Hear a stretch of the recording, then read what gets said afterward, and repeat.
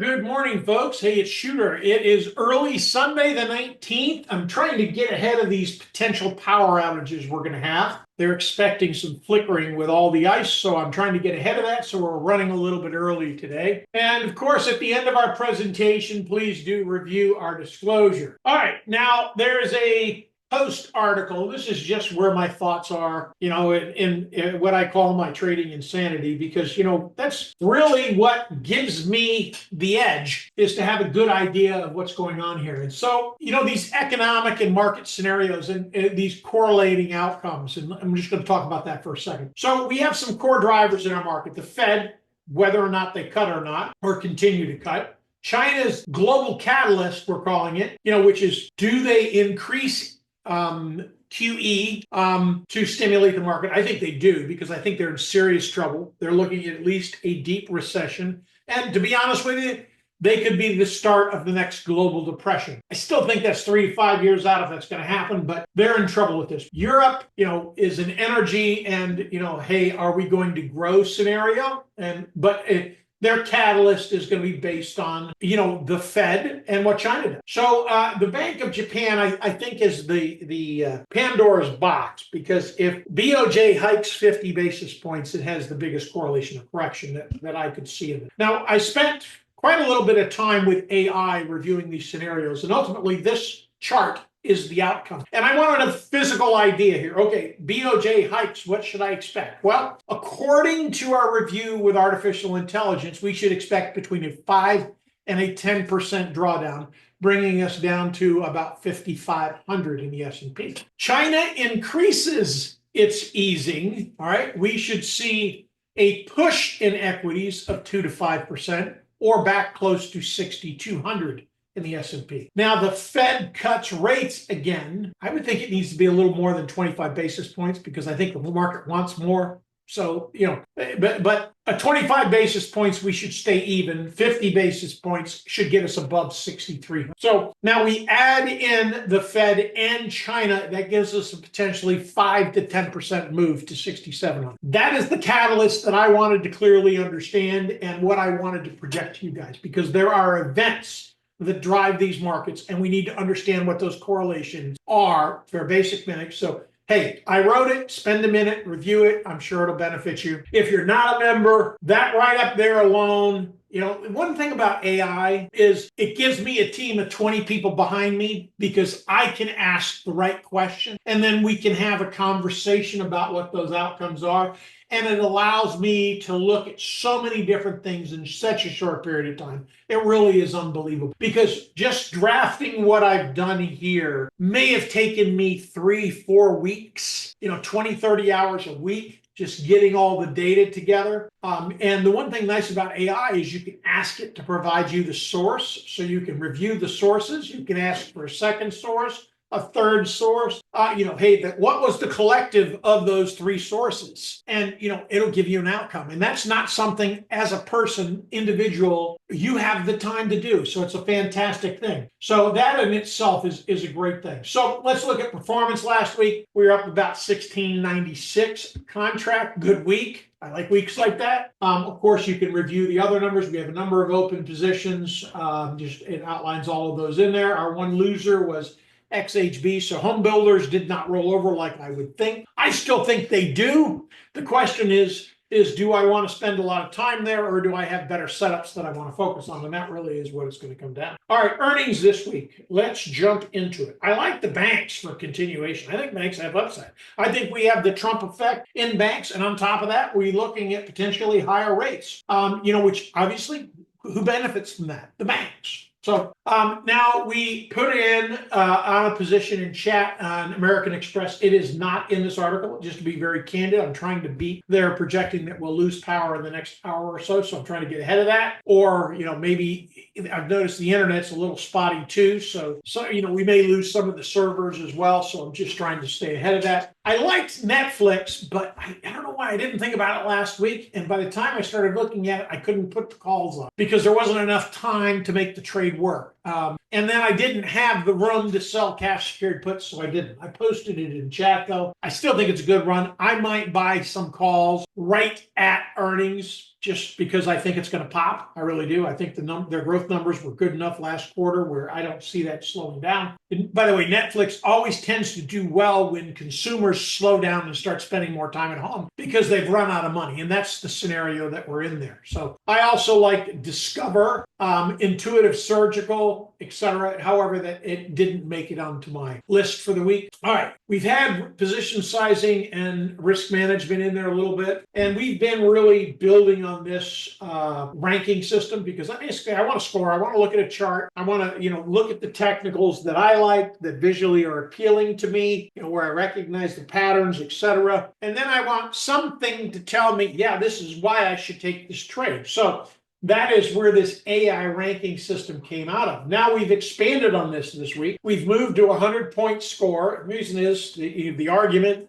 that artificial intelligence had with me about this. Well, it makes more sense to really align yourself with other analysts in the market. Well, why should we do that? It gives me bullet points, maybe not quite 600 words, but 350 at least of the reasons why. I read the entire argument and I basically came back with a conclusion. I'm sold.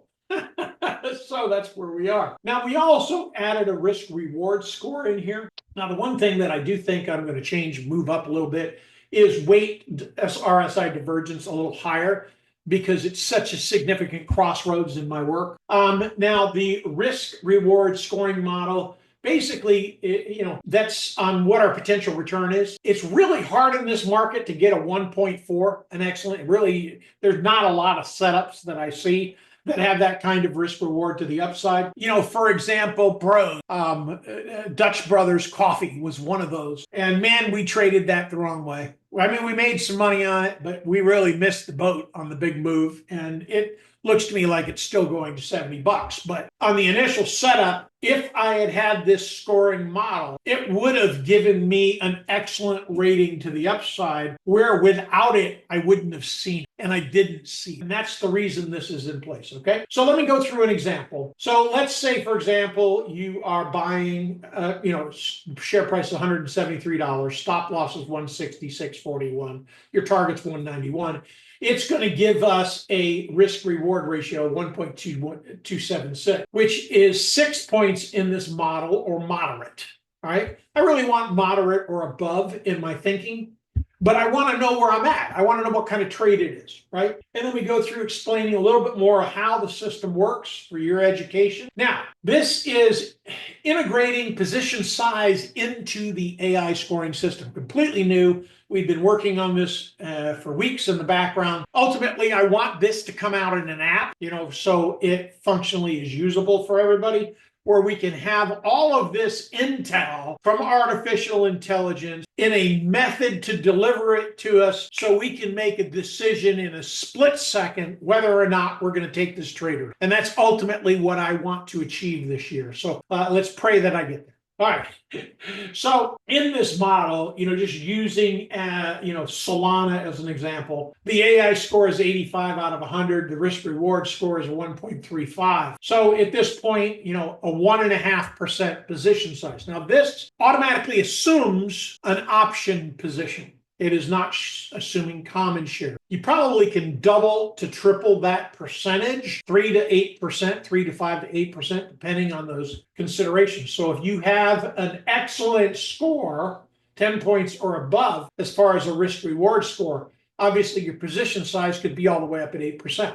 So right now, Solana isn't up at that number if you were buying Solana USD direct and not buying option in some vehicle that gets us there. So we also want to consider risk tolerance, market conditions, continuous monitoring, etc. But ultimately, I think this benefits us in the long run, and I wanted to just expand on this and continue to work through this and get to that perfect model that I desire. Right. So let's look at Dash. Let's just look at the chart for a second. What we're really chasing is this flag. It's a beautiful chart. It really is. I mean, it really is. We had this catalyst up to 240, completely flushed back down to 40. We've built out this base. We tested our highs around 140, gave us a nice back test at 100. So we got this nice floor at $100. We now are flagging to the upside. 50% back measures to 192. On top of that, primary wave 3 measures to 191. So your catalyst here, sell March 160 puts and or buy March 190 calls. Now, the reason I went out to the 190 calls really was because of the price, but I think this thing breaks out once it gets above that flag. As we approach earnings, I think this will be one that's chased because it's one of the most beautiful looking charts that I've seen in the last 2 weeks. So that's my thought. Now, let's jump back to the position size and what we're considering. Now, because of the overall score, we should keep our position size indexed to between 1 and 2% of your account, right? That ultimately is what the position size metric gives us based on the AI metrics and the risk reward metrics that we have, right? All right, let's jump over and look at NVIDIA. Now, I'm trying to get ahead after I was looking at, now that we got the pop out change, sorry about that, I had to adjust it. All right, I'm looking at this as running into earnings. I don't see how it doesn't run. There were a couple articles that I reviewed on NVIDIA and how the AI chips specifically, which by the way, we need to spend quite a little bit of time. And Kirk, if you're listening to this, I think AI data centers are a huge play. The estimate is that we have a 48% growth in AI-enabled servers, and they are saying that AI's growth is going to be dependent on NVIDIA's capabilities to produce the chips. So I looked at that and I was like, shoot, that's a 200% catalyst because all they need to do is build the next facility. And if we're looking at this, I think we're in this larger trend of AI because look at me. How much time I'm spending with AI. And honestly, I'm not spending enough because I'm seeing a real benefit from its use in my work. So, coming back to this, I think there's a good shot that we run to $152 here. So, however, I'm being conservative. I'm only looking for a swing into earnings of 144.42 and I'm good out. So March 150 calls is what I went with because that was where the premium worked for me and that's where there was a high consolidation open positions. Now let's jump back to the position size. Again, our metrics here, roughly if you're buying common shares, 285 shares between 1 and 2% of the numbers that are there. That would also apply to the option. So, if your account is 500,000, right? 1% of that is what? $5,000. So your trade size should be somewhere between 7,500 and 10,000, I would think, unless you're being more conservative. Now, I am still very conservative. Now, last week was what I would classify as a banner week. However, my risk model was still my win rate was still not above 70% to justify a position size change. So I'm still running at half size at this point. And I might not switch because I don't like getting caught on the wrong side of the market. So I avoid that. I'm very strategic in my thinking and I want to encourage you folks to be the same. Just like we rolled through this artificial intelligence thing in looking at the correlations in the market, we want to make sure we're being on top of that, and we want to make sure that we understand where we're going. So now the only thing with NVIDIA is, I will say this, we get below about 133.49, I think I'll cut my losses or take my hit and move on, only because then something else is happening. It has liked to break down going into earnings. I think it was February 19th was the earnings date. It might have been the 29th, but I'm pretty sure it was 19th. So we're about 30 days ahead of this because I want to chase it in. But that is what we have for this week, folks. Great trading. Until next time. And hey, please do give me some input on whether or not you like these models that I'm putting together, the AI score, etc. If they're benefiting you, what would make it better for your use, etc. Other than that, until next time, folks, great trading.